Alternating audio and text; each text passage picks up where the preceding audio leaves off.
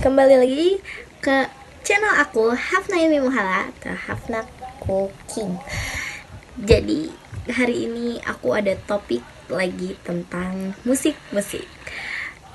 Sebelumnya aku udah membahas sih tentang satu video musik zaman bla bla bla bla bla di sebelum video ini. Kalian boleh nonton sebelumnya ya.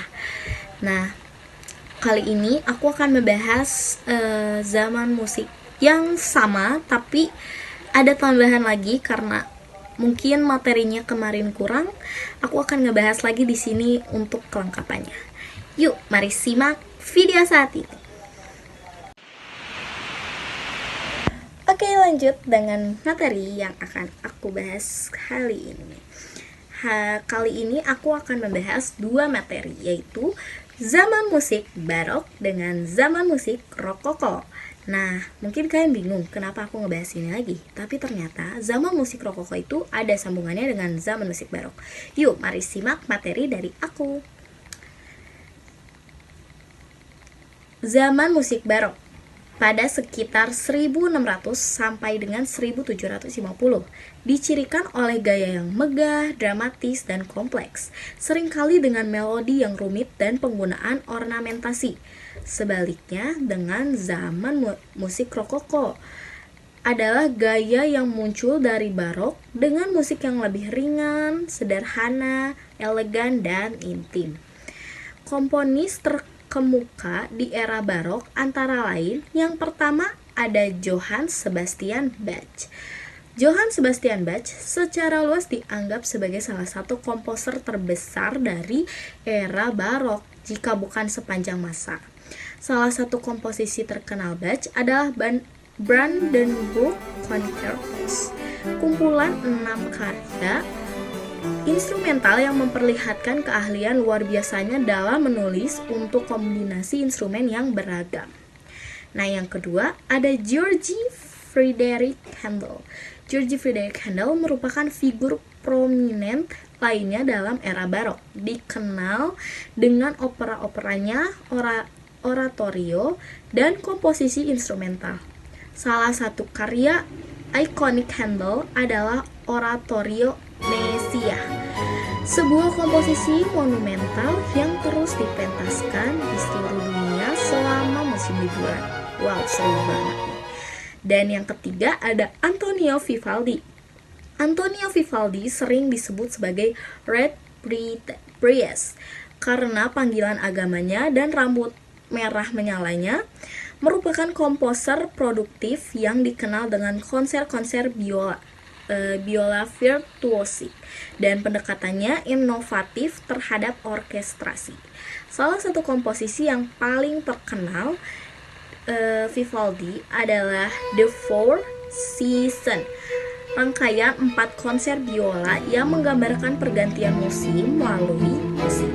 Salah satu lagu unik dari era barok itu ada Canon in D oleh Johann Pachelbel.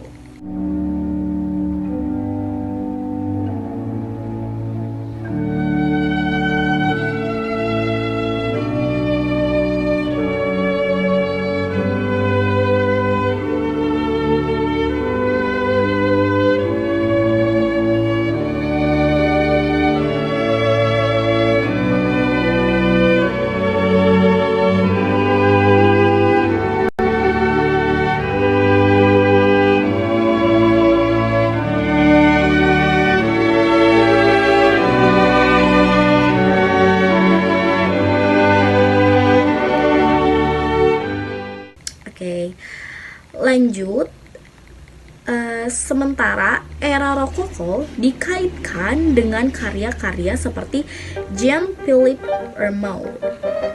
Nah, zaman barok dan rokoko pada mulanya terdapat pada seni bangunan atau arsitektur.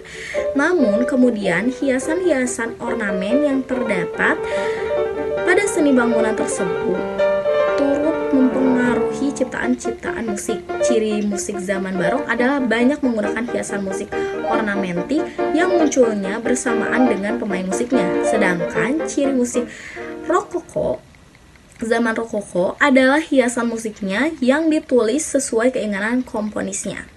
Fungsi musik zaman barok dan rokoko adalah sebagai musik hiburan yang semakin berkembang. Aliran barok dan rokoko mempunyai sifat yang hampir sama, yaitu adanya pemakaian ornamenik atau hiasan musik. Perbedaannya adalah bahwa musik barok memakai ornamen yang diserahkan pada improvisasi spontan oleh pemain. Sedangkan pada musik rokoko, semua hiasan ornamen dicatat.